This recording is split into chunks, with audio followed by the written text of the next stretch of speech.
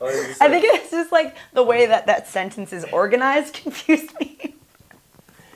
I'm gonna throw you a softball. Knock it out of the park.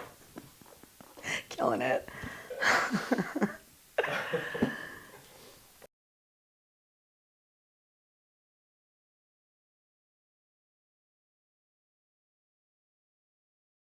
I'm going to be in New Orleans for 2 months, so all of March and April.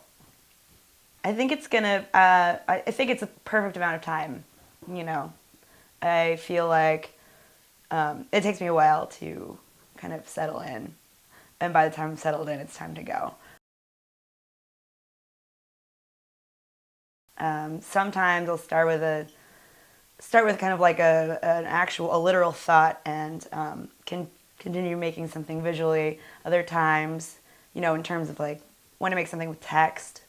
Sometimes the image comes first, words come after, vice versa. But I do very little planning. It's usually just, you know, goes right on the paper. My work definitely does deal with demons and personal problems and heartbreak. And it actually helps me to to make things like that. It's almost therapy. It's meant to heal, and it's about sharing and recognizing other people's kind of like pain. It's deeply personal, but it's also like super extroverted in a way. It's as much for me, I guess, as it is for the viewer. That's it.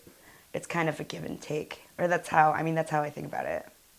I feel like New Orleans is the proper place for this kind of self-made residency because I relate to its heartache also, and its history is something I'm really interested in. I mean, my work is filled with like 1,000 ghosts. That city is filled with 1,000 ghosts. They're everywhere, so it makes sense.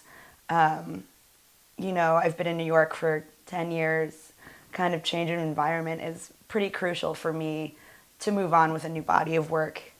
The main point of, you know, of me being there is for expansion within the work. The content will probably be expanded upon, as well as like just the physical environment of the city. It's beautiful. It's vastly different from New York. It's like just the swamps and, you know, the grass is different, like everything. I feel like aesthetically it will probably change more than the actual concept.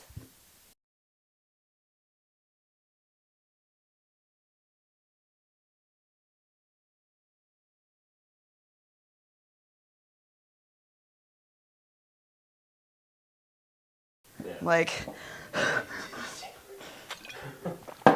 it's gonna be all right. All right.